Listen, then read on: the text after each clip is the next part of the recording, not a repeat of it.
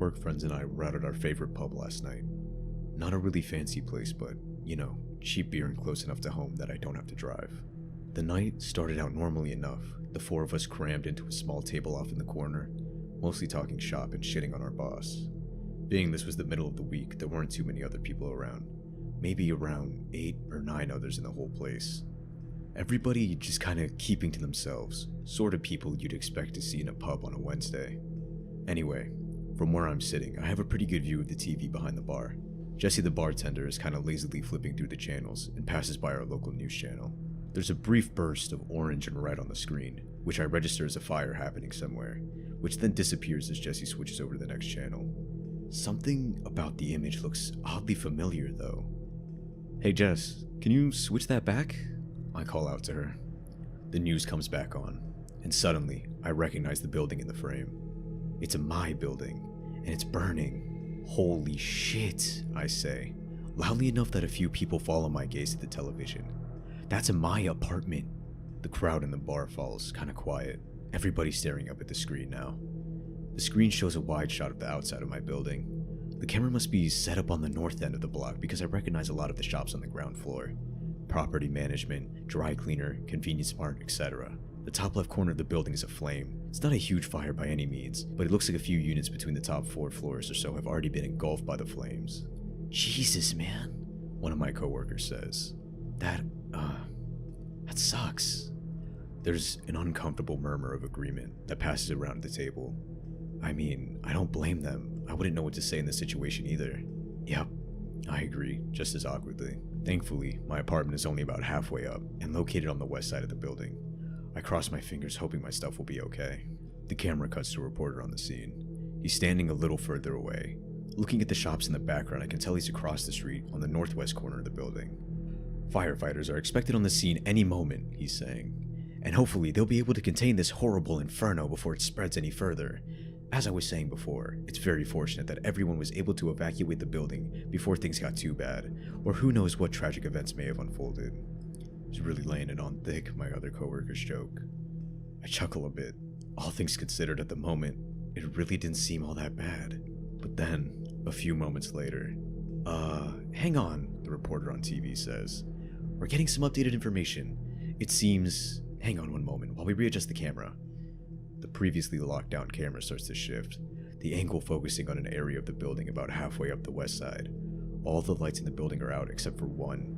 I feel a weird creeping sensation as I start counting the windows from the bottom. 5 up, 2 over. That's my place. I swore I turned that light out, I think at first. Then, I see it. There's a person standing in my window. The camera is zoomed out too far to make out any features, but it definitely looks like a man, and it's definitely standing in my apartment. I watch, petrified as the camera zooms in closer, the reporter babbling on about the overlooked, ill-fated soul still trapped in the blazing such and such. As the image gets closer, I start to make out more details. The person is dancing, or something. I don't really know how to describe it, but he's moving around a lot, and everything he's doing has this bizarre rhythmic quality to it. He starts waving his arms in the air, back and forth, and then he's waving them up and down at his sides. Then he's banging both fists on the glass. Then he's waving his arms over his head again, back and forth. Everything he's doing is to the exact same tempo. 1, 2, 3, 4, 1, 2, 3, 4. He starts jumping up and down, waving his arms over his head like he's trying to get someone's attention from a long distance. But everything is the exact same rhythm, over and over again. 1, 2, 3, 4, 1, 2, 3, 4. What in the fuck, I say, my voice a hoarse whisper, and then the camera gets a little closer, and finally we can make out the person's features. It looks almost exactly like me. It's wearing the exact same clothes that I'm wearing right now, clothes that I changed into moments before leaving the apartment earlier. Its face looks almost exactly like mine as well, except for its eyes. Its eyes are far too big for a normal person. It also has this comical look of horror on its face. I don't even know how to describe it. Imagine if someone were pretending to look scared, but as a joke. It would have almost seemed funny if the circumstances were different, but instead it was just extremely unnerving. No one in the bar is talking now. Everyone is fixed on the TV. The person is still swaying and waving around, beating its hands on the glass or jumping in circles. I almost don't hear the reporter mention the fact that firefighters have rushed into the building and are now heading for my floor.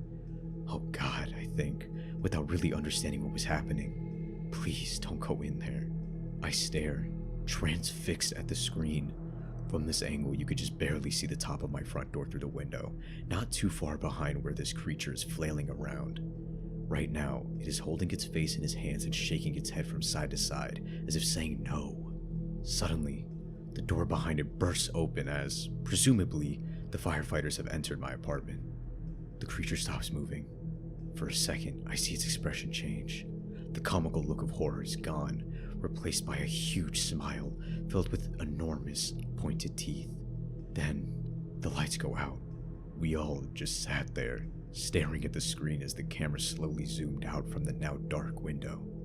No one says anything as we all quietly pay our bill and leave. I went directly to my sister's place across town and asked to stay with her. I told her there was a fire in my apartment and that's it.